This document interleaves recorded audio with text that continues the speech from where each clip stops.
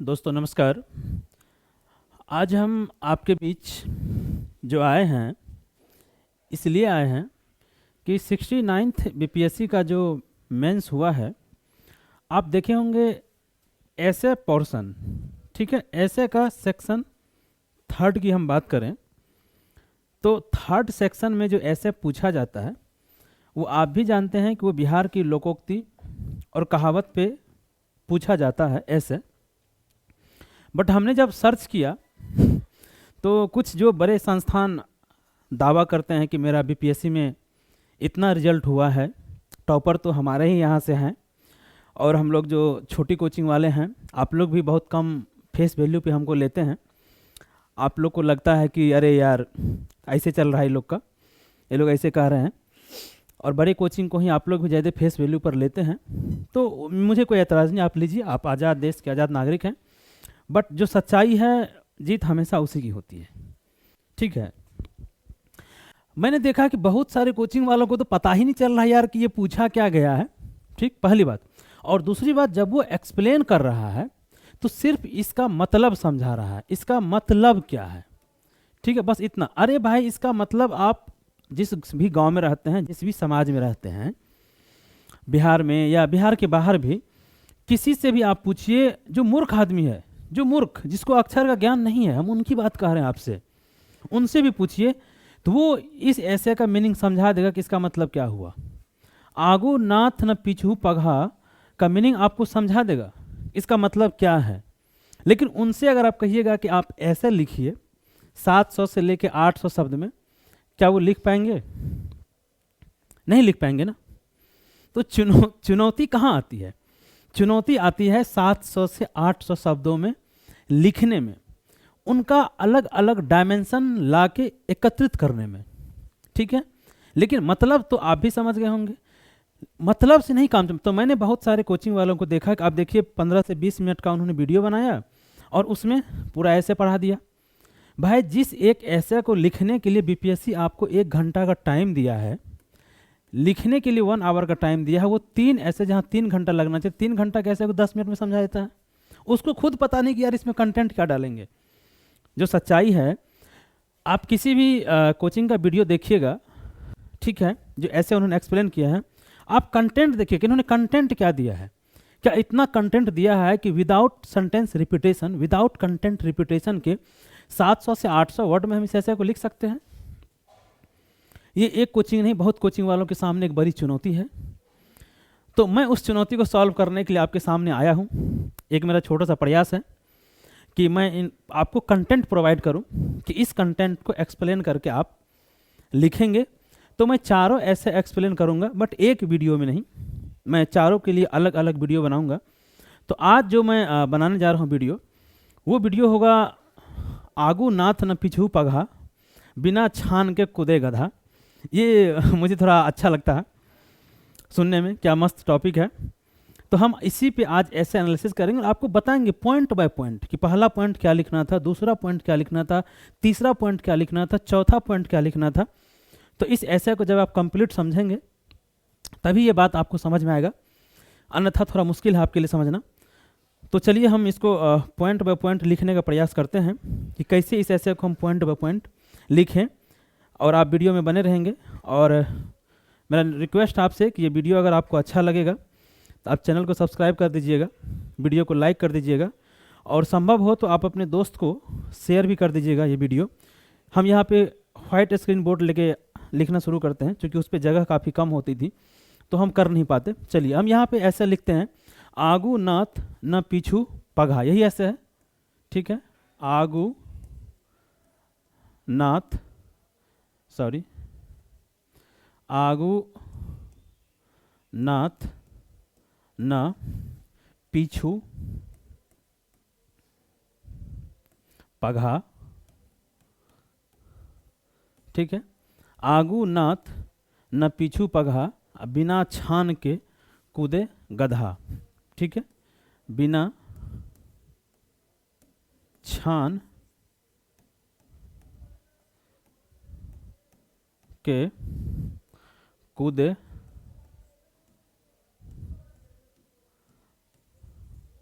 गधा, यही ऐसे आपसे पूछा गया है बिहार में। तो हम अब इस ऐसे को एक्सप्लेन करते हैं। अब देखिए, मुझे एक बात पे थोड़ा सा आपत्ति है कि यार गधों के साथ ना बहुत नाइंसाफ़ी हुआ है। गधों के साथ बहुत नाइंसाफ़ी हुआ है। क्यों नाइंसाफ़ी हुआ है? आप देखिए, मुझे जानवर से थोड़ा प्यार है कि हर एग्जाम्पल में यार, हर लोकोक्ति में गधा को ले आया है। एक कहावत है, खेत खाए गधा मार खाए जोल्हा। बताइए भाई, जानवर जो हमारे जानवर कम्युनिटी है, या जो इस बायोडाइवर्सिटी में जितने जानवर है, शेर है भी, बाघ भी है, जिराफ भी है, हिरन भी है, लेकिन आप देखिए उनके लिए क्या इस तरह कहावत रचा गया है क्या? नहीं रचा गया है ना। तो मुझे तो जिसने भी ये बनाया होगा, मुझे थोड़ी आपत्ति है कि भाई गधा को इतना क्यों घसीटा गया है। और उसके बाद दूसरा, कुत्ता को भी काफ़ी घसीटा गया है। आप देखिए फिल्मों में भी कुत्ता को काफ़ी घसीटा गया है। वो क्या डायलॉग है कि मैं तेरा खून पी जाऊंगा कुत्ता, ऐसे कुछ कुछ। क्यों भाई? कुत्ता और गधा के साथ तो बहुत नाइंसाफ़ी हुआ है समाज में, मुझे लगता है। चलिए देखते हैं इसके साथ जस्टिस कब होगा। तो हम लोग इस पॉइंट पे बात करते हैं कि आगू नाथ न पीछू पघा, बिना छान के कूदे गधा। तो ये आप समझ गए, इसका मीनिंग होगा, आपको हम बताने का प्रयास कर रहे हैं कि आगू नाथ न पीछू पघा। इसका मतलब क्या हुआ? आपके पास किसी तरह का रिस्ट्रिक्शन नहीं है, किसी तरह का कोई प्रतिबंध नहीं है आपके ऊपर। ठीक है, रिस्ट्रिक्शन जो हमको लगता है, जिसे हम लोग कहते हैं क्या, कंट्रोल। अगर देखिए, रिस्ट्रिक्शन या कंट्रोल, प्रतिबंध, नियंत्रण कोई नहीं है आपके ऊपर। न आगे नाथ है, न पीछे पघा है। गांव घर में देखिए, किसी कोई लड़का होता है, अगर उसकी शादी उदी नहीं हुई होती है, माँ बाप के खर्चे पर वो पल रहा होता है, जैसे हम लोग भी हैं, आप लोग जो तैयारी कर रहे होंगे सब होंगे, तो हम लोग अक्सर कहता है कि भाई तुमको क्या मालूम है, तुम्हारे आगे तो ना नाथ है ना पीछे पघा है। ठीक है, और यही में दे दिया है कि बिना छान के कूदे गधा।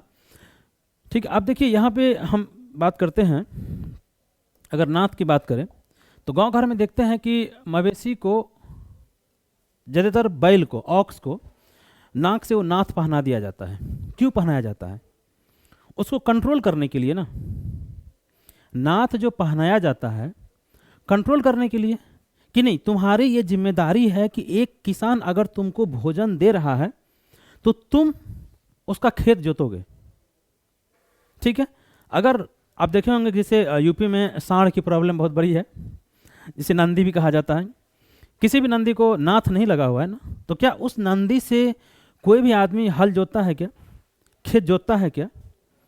आज से उसका तुलना नहीं करेंगे क्योंकि आज वो खेत ट्रैक्टर से जोता जाता है, बट ये कहावत आज की तो नहीं है ना।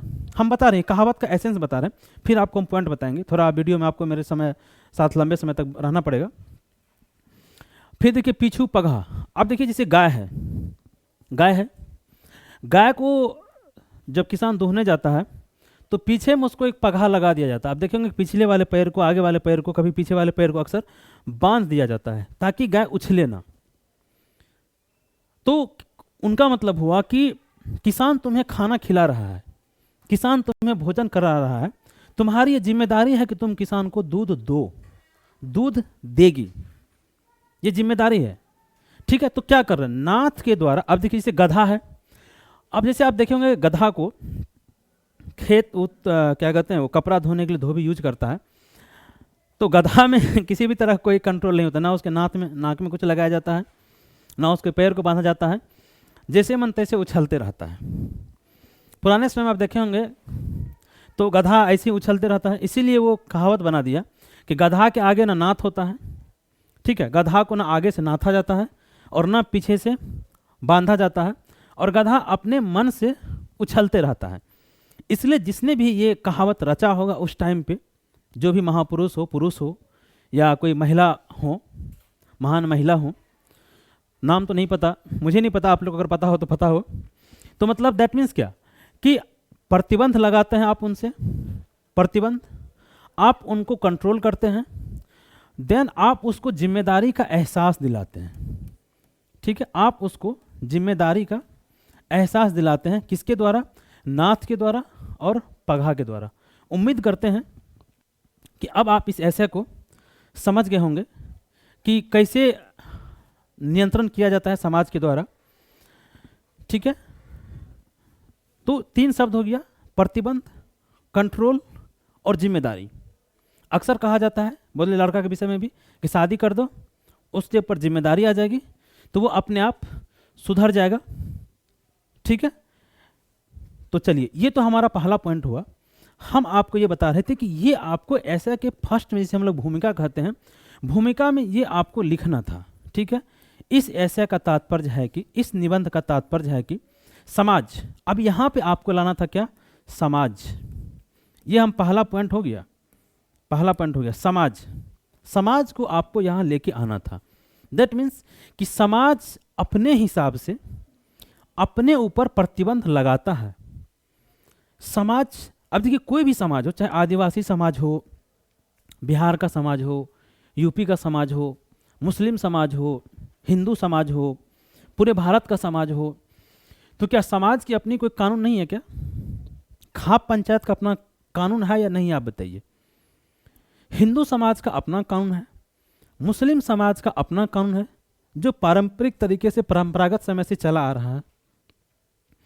तो समाज कानून के माध्यम से, परंपरा के माध्यम से, नैतिकता के माध्यम से अपने आप को कंट्रोल करता है।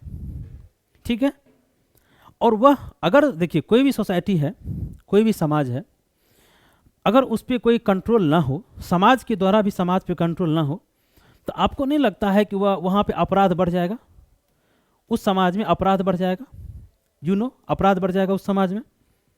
तो क्या होगा, वो फिर बिना गधा के तरह, मतलब बिना छान के, बिना कंट्रोल के वो समाज गधे की तरह कूदने लगेगा। गधा की तरह कूदने का क्या मतलब, कोई रिस्पॉन्सिबिलिटी नहीं। जैसे अभी सोमालिया चल रहा है, देखिए जैसे सोमालिया का जो सामाजिक हो, कोई प्रतिबंध नहीं है, तो क्या कर रहा है वो, हमारे जो भारतीय सेना के जहाज हैं उस पर अटैक कर देता है, उसको हाईजैक करने का प्रयास करता है, उसका अपहरण करने का प्रयास करता है, समुद्री पायरेसी। तो पहला पॉइंट आपको ये भूमिका लिखना था। जितना भी शब्द में आप लिख सकते थे, 60, 70, 80 शब्द में, कम से कम 7-8 लाइन की भूमिका, 10 लाइन, हाफ पेज की भूमिका तो होनी चाहिए थी, आधे पेज की भूमिका। तो समझ गए कैसे आपको जोड़ना था। प्रतिबंध, जिम्मेदारी का एहसास। तो समाज अपने हिसाब से जिम्मेदारी का एहसास दिलाता है, अपने कानूनों के माध्यम से, अपने ट्रेडिशन, परंपरा के माध्यम से, सामाजिक मान्यता के माध्यम से, नैतिकता के माध्यम से, व्यक्तित्व के माध्यम से। ठीक है, तो ये आप पहला पॉइंट एक्सप्लेन करते, तो ये ऐसे आपका खुल जाता। ठीक है, कि आगे नाथ न पीछे पघा। चलिए अब हम बात करते हैं, उम्मीद करते हैं पहला पॉइंट आप समझ गए होंगे। दूसरे पे आते हैं, दूसरा पॉइंट हम बात करते हैं। दूसरा पेज लेते हैं, सॉरी ठीक है, दूसरा पेज लेते हैं।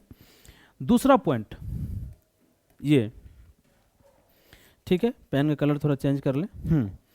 दूसरा पॉइंट अगर हम देखें, दूसरा पॉइंट में क्या लेते हैं कि हमारे यहाँ देखिए राज्य में, जो हमारा देश है और हमारा जो राज्य है, यहाँ पे हम संसदीय व्यवस्था में रहते हैं। ठीक है, संसदीय व्यवस्था में हम यहाँ पे रहते हैं। अब संसदीय व्यवस्था में क्या है, बहुत सारे राजनीतिक दल हैं। ठीक है, एक नहीं बहुत सारे राजनीतिक दल है हमारे संसदीय व्यवस्था में, जिसमें हम बात करते हैं पक्ष है, एक हमारा पक्ष है और दूसरा हमारा विपक्ष है।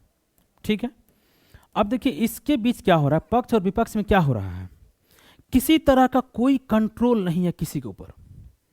सत्ता पक्ष, अब बताइए कोई काम, जैसे हम हैं, आप हैं, अगर कोई काम करते हैं, कोई इलीगल एक्टिविटी करते हैं, तो तुरंत हमें सज़ा मिल जाती है, हम गिरफ्तार हो जाते हैं, हम अरेस्ट हो जाते हैं।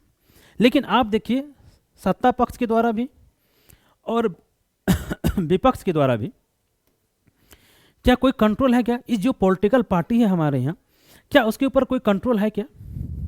आप कहेंगे सर कानून तो बना हुआ है, बिल्कुल कानून बना हुआ है। कोई मानता है उस कानून को? ये बताइए।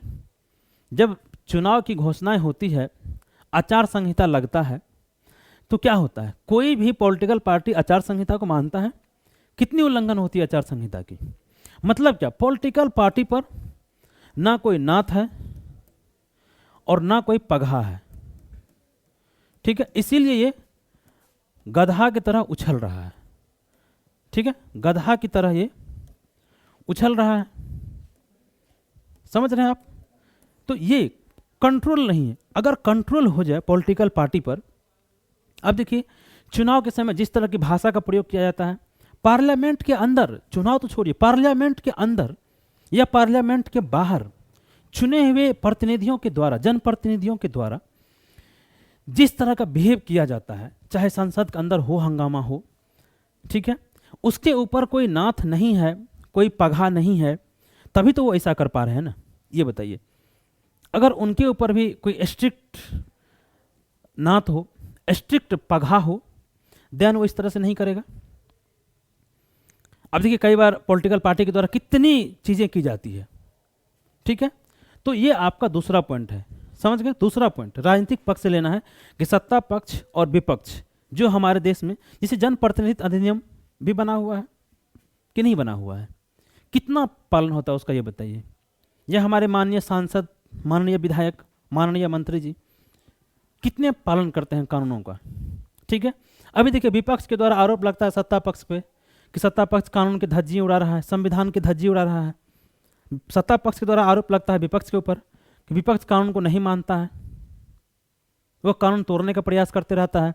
जैसे उन्होंने कहा कि हमें लोकसभा से बाहर कर दिया, तो सत्ता पक्ष ने कहा कि लोकसभा में हंगामा कर रहा था। तो क्या हुआ, कंट्रोल नहीं है। अगर समझ रहे हैं, तो दूसरा पॉइंट आपका ये हो गया, आप इसको लिख लेंगे, हम उम्मीद करते हैं आप समझ गए एग्जाम्पल के साथ। सत्ता पक्ष विपक्ष राज्य में भी कमोबेश यही स्थिति है, ठीक है, तो समझ गए। चलिए उम्मीद करते हैं कि आप समझ गए होंगे। हम चलते हैं तीसरे पॉइंट पे। तीसरा पॉइंट हम लेते हैं यहाँ पे, जो थर्ड पॉइंट है,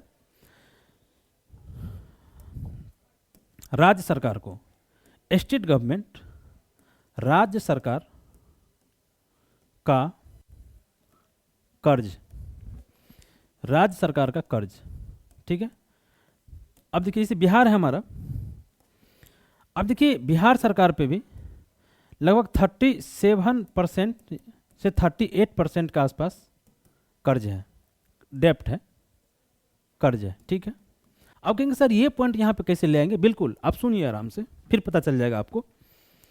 अब देखिए पंजाब सरकार है, कितना कर्ज है उसके ऊपर।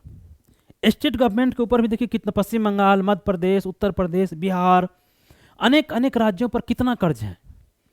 केंद्र सरकार पर भी कितना कर्ज है, 205 लाख करोड़, ये कर्ज केंद्र सरकार पर है, ठीक है। तो कर्ज आखिर केंद्र सरकार पर इतना क्यों है, या राज्य सरकार पर कर्ज क्यों है? चूंकि राज्य सरकार क्या कर रही है, जो राजनीतिक दल है, जो वो घोषणा पत्र बनाते हैं, चुनावी घोषणा पत्र, ठीक है, हम बात कर लेते हैं चुनावी घोषणा पत्र की। चुनावी घोषणा पत्र बनाने में उसके ऊपर किसी तरह का कोई कंट्रोल नहीं है, कोई प्रतिबंध नहीं है, ठीक है। आप देखिए कोई प्रतिबंध नहीं है, कोई कंट्रोल नहीं है। दैट मीन्स क्या हुआ, ना कोई नाथ है, ना कोई पगहा है। अगर यही कोई नाथ और पगहा चुनावी घोषणा पत्र में राजनीतिक दल के लिए होता, तो क्या वो चुनाव जीतने के लिए जिस तरह के वो वादे करते हैं, इस तरह के वादे करते नहीं करते ना। और चुनाव जीतने के बाद उन वादों को पूरा करने के लिए ही उसे कर्ज लेना पड़ता है, क्योंकि आप चुनाव में वादा किए हैं तो उसे कर्ज लेना पड़ता है। पंजाब सरकार का ये हाल देख लीजिए, केंद्र सरकार का हाल देख लीजिए, मध्य प्रदेश सरकार का हाल देख लीजिए। एनके सिंह समिति जैसे हमारा बना हुआ है, आप देखिए, आप कहेंगे सर FRBM एक्ट तो बना हुआ है, ठीक है, FRBM एक्ट बना हुआ है, ठीक है, फिजिकल रिस्पॉन्सिबिलिटी बजट मैनेजमेंट्री एक्ट है ये। और एनके सिंह समिति ने रिपोर्ट भी दिया था कि केंद्र और राज्य के ऊपर 60% से अधिक कर्ज नहीं होना चाहिए था, एक सर्टेन % है, इससे अधिक कर्ज नहीं होना चाहिए था। लेकिन क्या उस सीमा को माना जा रहा है? वो चूंकि क्या है, बाइंडिंग नहीं है, वो एक सिफारिश है कि सरकार ऐसा प्रयास करेगा, ये है, सरकार ऐसा करने का प्रयास करेगा। अब देखिए समझ गए। दूसरा, इसी में आपको और एक्सप्लेन करना है, आरबीआई से कहा गया है कि आप जो है 2 से 6% महंगाई दर रखेंगे, ठीक है। लेकिन कई बार देखिए कि महंगाई दर जो है, खुदरा महंगाई दर 6% को क्रॉस कर जाता है। इसका मतलब क्या, ये एक बैंडिंग नहीं है नेचर में, नहीं, ये आप करने का प्रयास करेंगे, ठीक है, इसके लिए आप कंट्रोल रखने के लिए कदम उठाएंगे, ठीक है। लेकिन अगर ये हो, अगर इसे क्रॉस किया गया तो आरबीआई गवर्नर को रिजाइन देना पड़ेगा। तो क्या ऐसे कभी वो क्रॉस करने देगा? पॉलिटिकल पार्टी पर यह बैंडिंग हो कि यदि आप इससे अधिक पैसा लेते हैं, ठीक है, इससे अधिक पैसा अगर आप लेते हैं तो अगले साल आप चुनाव नहीं लड़ पाएंगे, आपकी पूरे पॉलिटिकल पार्टी को बैन कर दिया जाएगा। अरे भाई, देश में इतनी पॉलिटिकल पार्टी है भाई, अगर एक बैन ही हो गया तो क्या दिक्कत है? ऐसा कोई राज्य बताइए जहां सिर्फ एक पॉलिटिकल पार्टी हो? तो इस डर से क्या करेगा वो कि जिसे उनको कह दे, उस मुख्यमंत्री को, कि आप अपने जीडीपी का मात्र 5% कर्ज लेंगे। इससे अधिक कर्ज अगर आपके कार्यकाल में लिया गया तो अगले लोकसभा चुनाव में या विधानसभा चुनाव में आपके पार्टी को चुनाव नहीं लड़ने दिया जाएगा। यह चुनावी घोषणा पत्र जो है, इसको लेके सर्वोच्च न्यायालय या चुनाव आयोग, मैं दोनों की बात कर रहा हूँ, सर्वोच्च न्यायालय या चुनाव आयोग के द्वारा अगर किसी तरह का कोई ईसी इलेक्शन कमीशन गाइडलाइन आ जाए, नाथ इसके ऊपर लग जाए और पगहा भी लग जाए, तो क्या ये पॉलिटिकल पार्टी इस तरह का चुनावी घोषणा पत्र घोषित करेगा? आप बताइए, नहीं करेगा ना। अगर लग जाएगा तो चुनावी पॉलिटिकल पार्टी को, राजनीतिक दल को अपने जिम्मेदारी का एहसास हो जाएगा, उस पर नियंत्रण लग जाएगा। समझ रहे हैं आप? तो ये हो गया चुनावी घोषणा पत्र। आप ये एग्जाम्पल देंगे, पूरा ये सारा एग्जाम्पल देंगे कि जिस तरह से राज्य सरकारें, केंद्र सरकारें कर्ज लेती है, उसके ऊपर ये नहीं है, कंट्रोल नहीं है, नियंत्रण नहीं है, ठीक है। अब देखिए, आईएमएफ को, भारत सरकार को चेतावनी देना पड़ा। और अभी अगर आपको याद हो तो कुछ दिन पहले, 4-5 रोज पहले एग्जैक्ट अगर मुझे ध्यान हो, तो प्रधानमंत्री जी ने सभी राज्यों के कैबिनेट सभी राज्यों के चीफ सेक्रेटरी का बैठक लिए थे और उनसे कहा गया था, और आप कुछ दिन पहले प्रधानमंत्री जी को सुने होंगे कि उन्होंने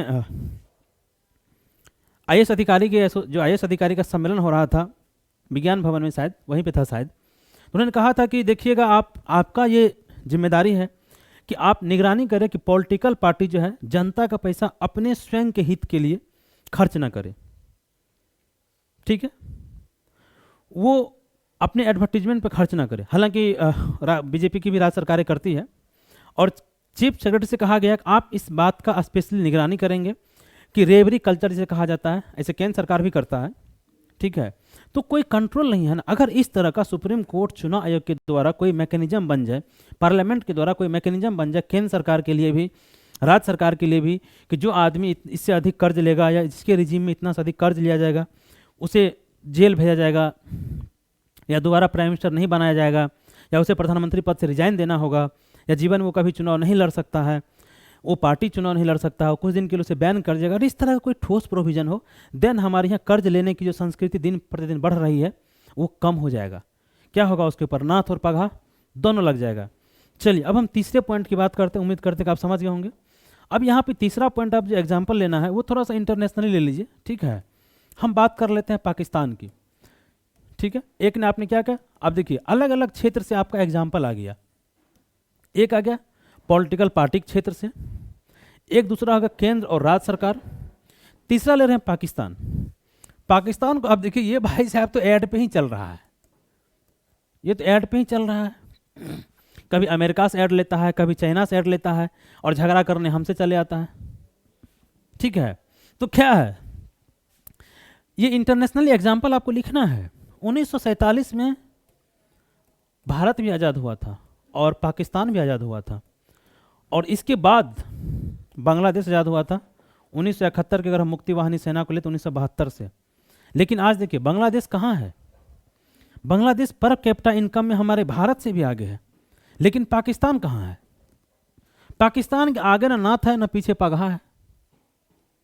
मतलब ना इसको पास्ट की कभी चिंता रहे कि पास्ट में हमने ये गलती किया तब मुझे ये गलती नहीं करना है, और ना ही इसे फ्यूचर की चिंता है।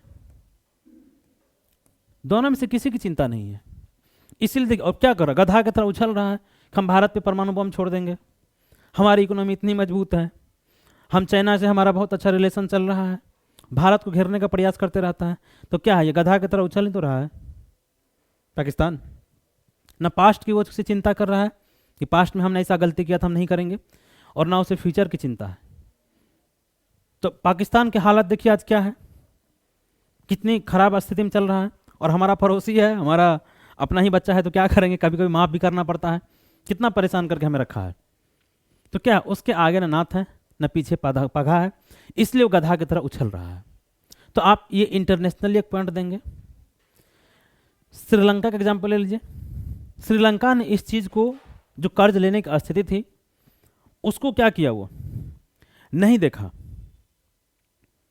क्या हुआ, श्रीलंका कोलैप्स कर गया, उसकी इकोनॉमी, बेल आउट पैकेट मांगना पड़ा पैकेज दुनिया से। तो जब आगे नाथ और पीछे पगहा नहीं होगा, आपको जिम्मेदारी का एहसास नहीं होगा, तो आप इसी तरह कोलैप्स करेंगे।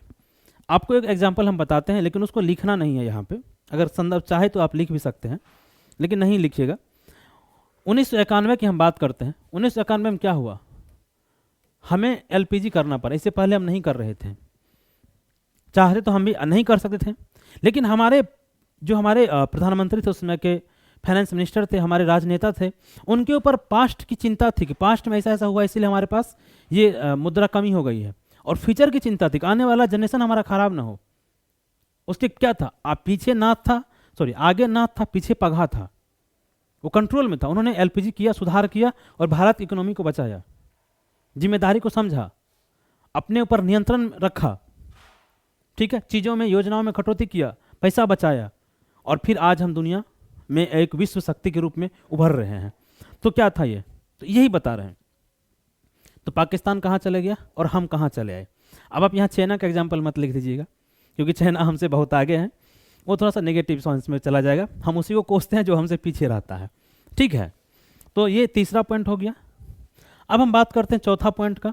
तो मैंने बता दिया कि इंटरनेशनली एग्जाम्पल ले लिया हमने, हर तरह का एग्जाम्पल लिया है। अब हम बात करते हैं संविधान की। चौथा पॉइंट पे हम बात कर लेते हैं संविधान, जो हमारा संविधान है।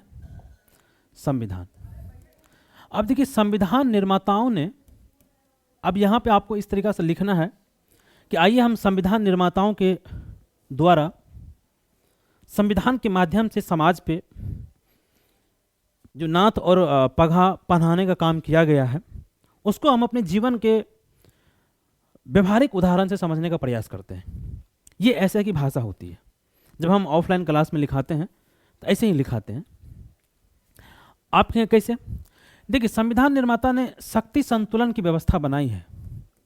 हमारे संविधान में शक्ति संतुलन की व्यवस्था है, आप जानते हैं। कार्यपालिका, ठीक है, विधायिका, ठीक है, इसे लिख लीजिए, विधायिका, और उसके बाद क्या, न्यायपालिका, सुप्रीम कोर्ट। क्या है, शक्ति संतुलन है। शक्ति संतुलन ये क्या कहता है, क्या कि नाथ है, पगहा है, सब एक दूसरे पर नाथ और पगहा लगाए हुए हैं, इसीलिए कोई भी संस्था गधा की तरह नहीं उछल रहा है। अब देखिए, कार्यपालिका कुछ करती है, विधायिका कंट्रोल करता है। कार्यपालिका विधायक को कौन बनाती है, सुप्रीम कोर्ट कंट्रोल कर लेता है। सुप्रीम कोर्ट को इस तरह का डिसीजन देता है, विधायिका उसको पलट देती है। आप जानते हैं, बहुत सारे एग्जाम्पल मिल जाएंगे आपको।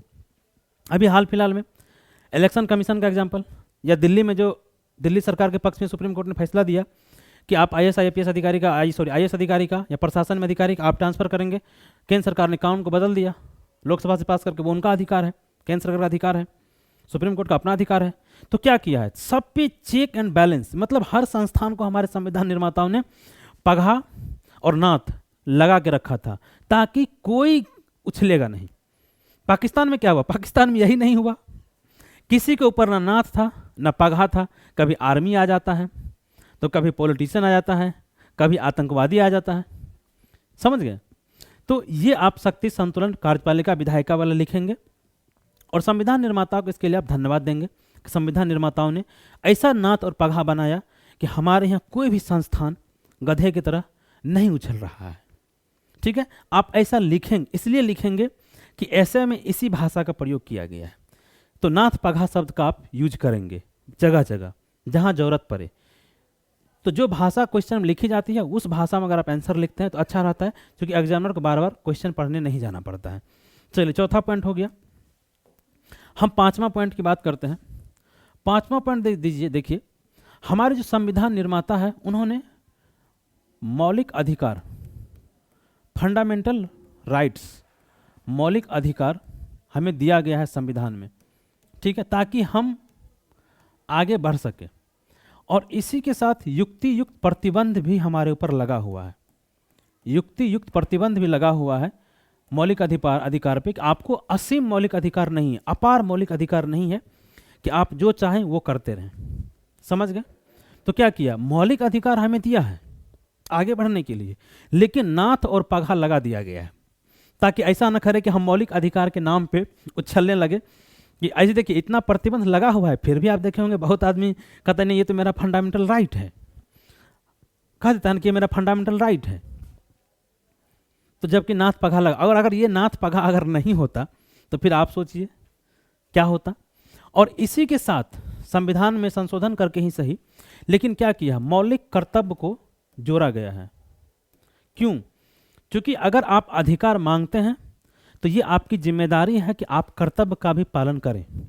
मौलिक कर्तव्य जोड़ा गया है, ये आपकी जिम्मेदारी है, कर्तव्य का पालन करें। तो क्या हुआ, एक तो मौलिक अधिकार हमारे संविधान निर्माताओं ने दिया, उस पर युक्ति युक्त प्रतिबंध लगा दिया, नाथ और पगहा उसको पहना दिया, और मौलिक कर्तव्य की अवधारणा भी संविधान संशोधन करके उसमें जोड़ा गया ताकि पब्लिक उछले ना, कोई व्यक्ति नागरिक उछले ना, उसके ऊपर नाथ और पगहा लगे रहे कि भाई आप अगर कहेंगे कि ये हमारा मौलिक अधिकार है, पुलिस वाला हमारा सुरक्षा क्यों नहीं कर रहा है, तो पुलिस वाला कहेगा भाई आपका भी तो मौलिक कर्तव्य का, आप हमें सहयोग करें। ठीक है, तो अधिकार के साथ कर्तव्य, ठीक समझ गए? तो क्या हो गया, कर्तव्य और युक्तियुक्त प्रतिबंध, मतलब आपके ऊपर नाथ और पगहा लगा हुआ है। उम्मीद करते हैं आप इस पॉइंट को समझ गए होंगे, इस पॉइंट को आप एक्सप्लेन करेंगे। अगला पॉइंट हम चलते हैं, चौथा पांचवा छठा पॉइंट की तरफ, 6 नंबर पॉइंट। 6 नंबर पॉइंट की हम बात करते हैं तो यहाँ पर हम एग्जाम्पल लेते हैं हम अपने अर्थव्यवस्था के क्षेत्र से। देखिए मैंने पॉलिटिकल एग्जाम्पल लिया, ऐतिहासिक एग्जाम्पल लिया, हिस्ट्री आपको बताया, संविधान का एग्जाम्पल लिया। अब इकोनॉमिक्स, देखिए ऐसे ही होता है, आप अलग अलग सेक्टर से एग्जाम्पल लेते हैं तो आपका क्वेश्चन जो है रिपीट नहीं होता है, कंटेंट रिपीट नहीं होता है, कंटेंट रिपीट नहीं होता है। ठीक है, इकोनॉमी के सेक्टर से हम एग्जाम्पल लेते हैं। ठीक है, आइए हम लोग बात करते हैं। हमारे यहाँ समाजवाद, ठीक है, जो विकास का 2 क्रम है, एक है समाजवाद वर्सेस आता है पूंजीवाद। ठीक है, समाजवाद और वर्सेस पूंजीवाद, 2 अर्थव्यवस्थाएं या विकास के 2 क्रम चल रहे थे। हमारे भारत ने मिश्रित अपनाया था कि नहीं, दोनों अपनाया था, मिश्रित समाजवाद। पूंजीवाद क्या करता है, ये लाभ के सिद्धांत पे काम करता है। ठीक है, ये लाभ के सिद्धांत पर काम करता है, प्रॉफिट, समझते हैं, बिल्कुल प्रॉफिट। मतलब क्या हुआ कि इसके ऊपर कोई नाथ और पगहा नहीं है। ठीक है, नाथ और पगहा इसके ऊपर नहीं है, इसीलिए देखिए मजदूरों का कितना शोषण करता है कि नहीं करता है, बिल्कुल करता है। इसीलिए तो कार्ल मार्क्स ने कहा था ना कि दुनिया के मजदूरों तुम एक हो जाओ, तुम्हारे पास पाने के लिए सब कुछ और खोने के लिए कुछ नहीं है। क्या आप यहाँ यह स्टेटमेंट लगा सकते हैं कि नहीं लगा सकते हैं? ये कहा था, पूंजीवाद इसी सिद्धांत पे काम करता है। क्यों? क्योंकि इसके ऊपर नाथ नहीं है और पगहा नहीं है। जब ये देखा हमारे संविधान निर्माताओं ने या हमारे पॉलिटिशियन ने, हमारे ब्यूरोक्रेट्स ने, तो क्या किया, इस पे प्रतिबंध लगाया। बोला कि पूंजीवाद को हमने मना तो नहीं किया है, हमने कहा कि नहीं आप आइए हमारे यहाँ निवेश कीजिए, हमारे यहाँ निवेश कीजिए, कमाइए आप, लेकिन आपको CSR, कॉर्पोरेट सोशल रिस्पॉन्सिबिलिटी बना हुआ है हमारे यहाँ कि आपको अपने पूंजी का, आपको अपने पैसे का इतना पैसा खर्च करना पड़ेगा कि नहीं करना पड़ेगा, ये बताइए। तो ये क्या है, नहीं, आप व्यक्ति का शोषण नहीं कर सकते हैं, आप सिर्फ लाभ के सिद्धांत पर काम नहीं कर सकते हैं, आपको सामाजिक कल्याण का काम करना पड़ेगा। ये क्या है, हमने पूंजीवादी अर्थव्यवस्था पे, उन कंपनियों पे नाथ और पगहा के माध्यम से प्रतिबंध लगाया ताकि तुम उछलो नहीं कि नहीं हम तो लाभ के सिद्धांत पर काम करते हैं और हम तो ये काम वेलफेयर का काम नहीं करेंगे। नहीं, हमने ऐसा किया, CSR का कॉन्सेप्ट लाया। तो हमने क्या किया, उछलने नहीं दिया, कंपनियां पर भी नाथ और पगहा लगा के रखा। ठीक है, आप समझ रहे होंगे। तो ये इस पॉइंट को फिर आप एक्सप्लेन करेंगे। अब आइए हम बात करते अगला पॉइंट की, जहाँ पे सातवां पॉइंट हम देते हैं। 7वां पॉइंट देखिए, विकास, डेवलपमेंट जिसको हम लोग कहते हैं। ठीक है, डेवलपमेंट वर्सेस पर्यावरण। ठीक है, डेवलपमेंट वर्सेस पर्यावरण का पॉइंट आप ले लीजिए। यहाँ पे देखिए क्या हुआ, जब डेवलपमेंट चला जब ब्रिटेन में, ब्रिटेन में या अन्य यूरोपीय कंट्री में, अमेरिका में जब इंडस्ट्रियल रिवोल्यूशन, औद्योगिक क्रांति आई, ठीक है, जब औद्योगिक क्रांति आई तो क्या उस समय कोई भी जो है पर्यावरण की बात कर रहा था क्या? नहीं कर रहा था ना।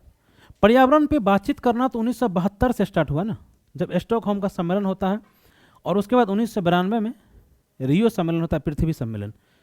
और अभी भी बहुत अधिक काम नहीं हो रहा है पर्यावरण पे। तो हमने क्या किया, विकास के आगे जो हमारा विकास चला, इस विकास के आगे हमने ना नाथ लगाया और ना इसके पीछे हमने कोई पगहा लगाया, तो इन्होंने क्या किया, पर्यावरण को इन्होंने समाप्त कर दिया। ठीक है, इन्होंने पर्यावरण को समाप्त कर दिया। आप जान रहे हैं, जब हमें ये एहसास हुआ कि यार अब तो हमारा ही अस्तित्व समाप्त होने वाला है, तो फिर हमने विकास पे क्या किया, नाथ भी लगाया और पगहा भी लगाया कि नहीं, जिस रफ्तार से हम या जिस तरीके से हम विकास कर रहे थे उस तरीके से हम विकास नहीं करेंगे।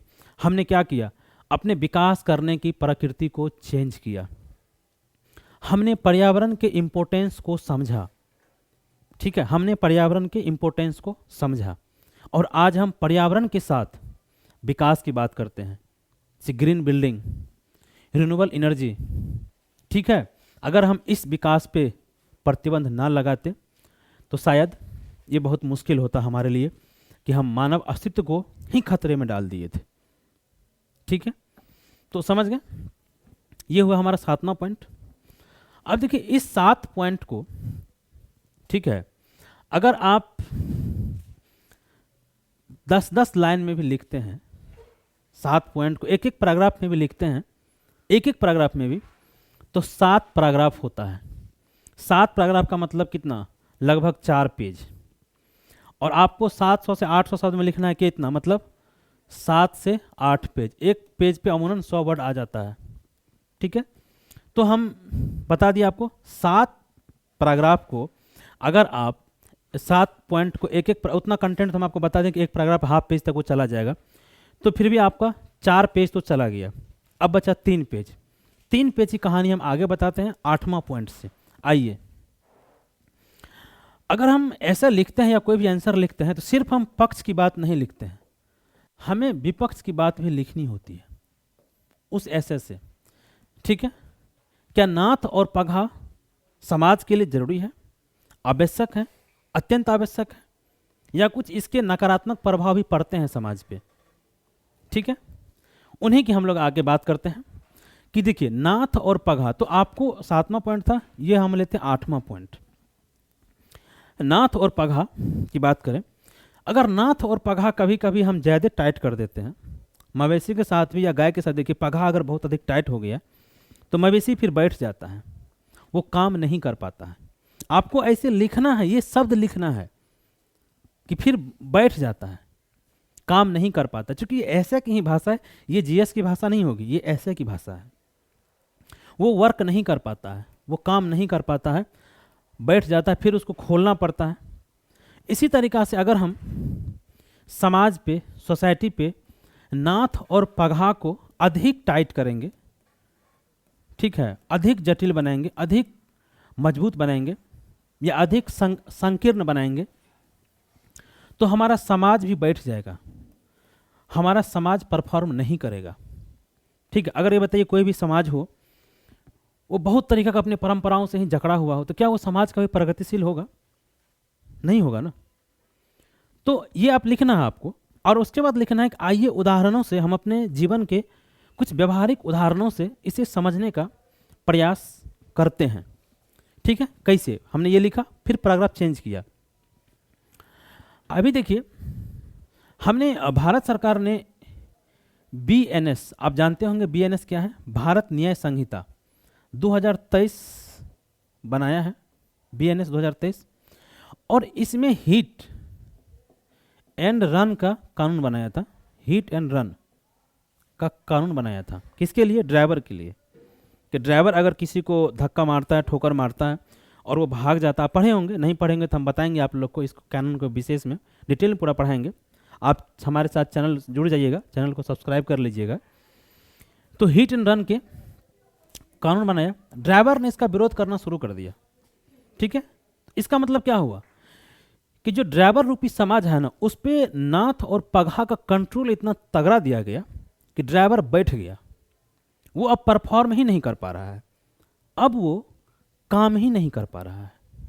ठीक है, तो इस पगहा ने, उसके बाद क्या हुआ, इन्होंने अपना, जब बैठ गया, यहाँ पे विरोध नहीं लिखना है, विरोध जीएस का आंसर होगा। ये ऐसा है कि ड्राइवर रूपी समाज बैठ गया, वो काम नहीं करने लगा, वो परफॉर्म नहीं करने लगा, तो सरकार को उस पगहा को थोड़ा ढील देना पड़ा, नाथ को थोड़ा खोलना पड़ा। इसीलिए सरकार ने कहा कि ठीक है, इस कानून को लागू करने से पहले हम आप लोग से सलाह मशविरा करेंगे, अभी ये कानून लागू नहीं हुआ है। तो क्या हुआ, पगहा में, नाथ में ढील दिया गया, उसको थोड़ा खोला गया। समझ गए? तो ये हुआ विपक्ष में पॉइंट कि किसी भी समाज पे नाथ और पगहा उतना ही लगाना चाहिए जितना उस बर्दाश्त कर सके। तो ये हो गया पहला पॉइंट आपका विपक्ष में कि नाथ और पगहा उतना भी टाइट नहीं होना चाहिए था। 2-3 पॉइंट विपक्ष में भी लिखिए भाई, जब 7 लिखे हैं पक्ष में तो 2-3 तो कम से कम विपक्ष में लिखिए। 8वां पॉइंट था वो। अब हम 9वां पॉइंट की बात करते हैं। अभी देखिए हमारे यहाँ मुख्य चुनाव आयुक्त, ठीक है, मुख्य चुनाव आयुक्त और अन्य चुनाव आयुक्त को लेके उसकी नियुक्ति, सेवा शर्तें और कार्यकाल, ठीक है, मुख्य चुनाव आयुक्त और अन्य चुनाव आयुक्त, जो हमारे इलेक्शन कमीशन को लेके सरकार ने संशोधन किया है। अन्य चुनाव आयुक्त का क्या है, नियुक्ति, ये उससे कानून का नाम है, कानून का नाम आपको याद होना चाहिए था, नियुक्ति, कार्यकाल,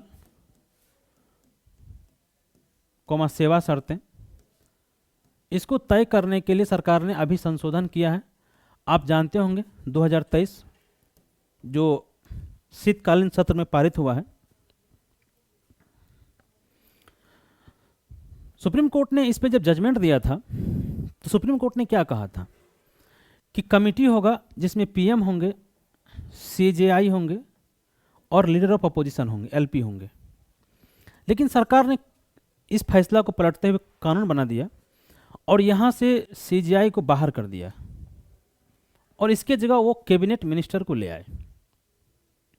तो ये क्या किया, इस कानून के माध्यम से क्या सरकार चुनाव आयोग पे नाथ और पगहा को मजबूत नहीं कर रहा है क्या?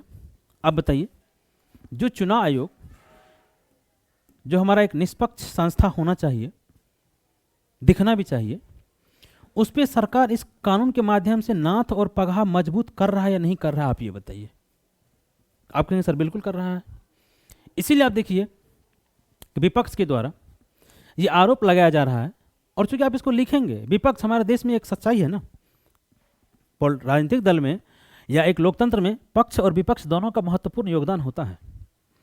तो विपक्ष के द्वारा ये आरोप लगाया जा रहा है कि सरकार ने इस कानून के द्वारा निर्वाचन आयोग को अपने नियंत्रण में लेने का प्रयास कर रहा है, अपने नियंत्रण में ले लेगा तो चुनाव आयोग की जो निष्पक्षता है, जो इलेक्शन कराने की उसकी पारदर्शिता होगी, उसकी अकाउंटेबिलिटी होगी, जिम्मेदारी, कहीं ना कहीं उससे कंप्रोमाइजेशन होगा। ये एक विपक्ष का एक आरोप है। और ईवीएम को लेकर किस तरह का मुद्दा चल रहा है आप जानते हैं। तो आप जिक्र करेंगे कि इस कानून के माध्यम से सरकार चुनाव आयोग पे एक नाथ और पगहा पहनाने का प्रयास कर रही है। और विपक्ष का ऐसा आरोप है, लिखेंगे इस तरीके से, विपक्ष का ऐसा आरोप है कि इस कानून से चुनाव आयोग पे पूरी तरह का तरीका से केंद्र सरकार का कंट्रोल हो जाएगा और वो जब चाहेगी केंद्र सरकार अपने हिसाब से चुनाव आयोग को मैनिपुलेट करते रहेगा। और ये एक लोकतंत्र के लिए सकारात्मक कदम नहीं है। ठीक है, ये विपक्ष का आरोप है। तो आप लिखेंगे कि नहीं लिखेंगे विपक्ष में कि इस तरह के नाथ, जिस तरीका से ड्राइवर वाले कानून में ढील दिया गया है, तो एग्जामिनर समझ जाएगा अच्छा इसको पता है कि हो सकता है आने वाले समय में इस चुनाव में भी कोई संशोधन हो, सुप्रीम कोर्ट इस पर कोई अपना फैसला सुनाए। ठीक है, तो ये क्या हो गया, ये सरकार ने कोशिश किया कि हम नाथ और पगहा पहनाएंगे। चलिए अगला एक और पॉइंट ले लेते हैं। जितना सकारात्मक उसका कम से कम आधा नकारात्मक होना चाहिए था। ऐसी शब्द सीमा भी आपका 8 से पूर जाएगा। 9वां था, ये 10वां पॉइंट होगा। अब देखिए हमारे यहाँ एक कानून है PMLA, prevention of money laundering act. ठीक है, prevention of money laundering act, जिसके तहत ईडी काम करती है। इन्फोर्समेंट डायरेक्टरेट, जिसे हम लोग प्रवर्तन निदेशालय कहते हैं। इस कानून में मोदी सरकार ने, वर्तमान केंद्र सरकार ने 2019 में संशोधन किया और कुछ ऐसे अधिकार दिए हैं इस ईडी जैसी संस्था को कि वो कभी भी किसी को भी गिरफ्तार कर सकता है। आप देखते हैं जिस तरीका से विपक्ष का आरोप लगता है कि ईडी हमें गिरफ्तार करना चाहती है, चुनाव से रोकना चाहती है, तो क्या किया है केंद्र सरकार ने ईडी पर ऐसा नाथ और पगहा पहनाया है, ऐसा नाथ और पगहा पहनाया है कि ईडी पूरा उछल रही है। अब देखिए, ईडी के साथ साथ हमारा सीबीआई भी है, आईटी भी है, पुलिस है, अन्य जांच एजेंसियां हैं। क्या वो कोई इतना एनआईए है, ठीक है, क्या कोई इतना उछल रहा है क्या ईडी की तरह, जितना ईडी खबर में है, जितना ईडी न्यूज में रहता है? नहीं ना, ये तुलना करके लिखना है। क्यों? क्योंकि इसके माध्यम से ईडी को ऐसा नाथ और पगहा पहनाया गया है, ठीक है, ऐसा नाथ और पगहा पहनाया गया है कि ईडी पूरी तरीक़ा से उछल रहा है।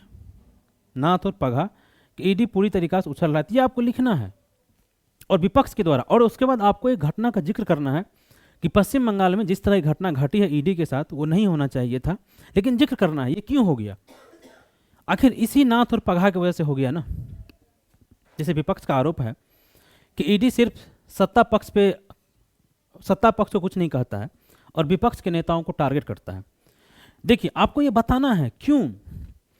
क्योंकि आप अगर यूपीएससी का तैयारी कर रहे हैं या स्टेट पीसीएस की तैयारी कर रहे हैं तो आप किसी राज्य में नौकरी करेंगे भाई।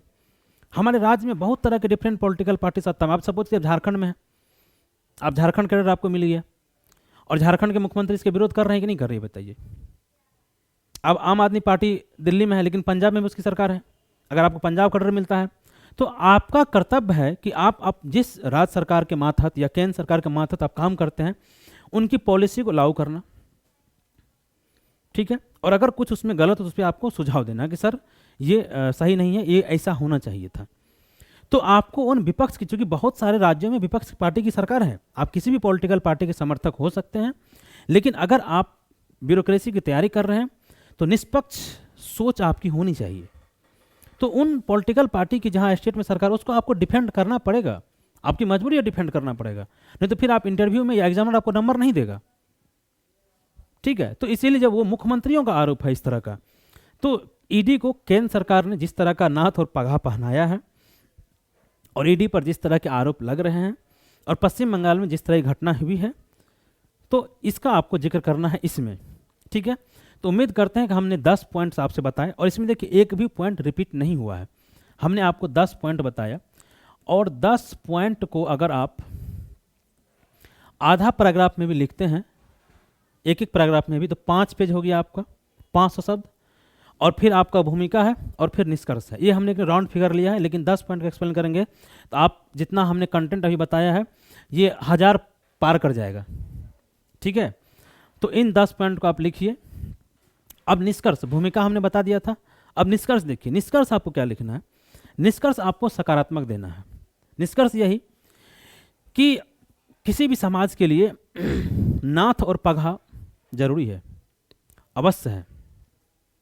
सामाजिक अनुशासन, इस तरह के शब्द का आप यूज करेंगे कि समाज की सामाजिक अनुशासन को बनाए रखने के लिए नाथ और पगहा जरूरी है, परंतु उसी समाज को अपनी पारंपरिक बेड़ियों को तोड़ने के लिए, समाज को प्रगतिशील समाज में परिवर्तित होने के लिए, या इस भौगोलिक विश्व में जहां दुनिया एक ग्लोबलाइजेशन है, दुनिया एक गांव में तब्दील हो चुका है, उन परिस्थितियों में उनके साथ कदम ताल से कदम ताल मिलाने के लिए उस नाथ और पगहा में ढील देने की भी आवश्यकता है।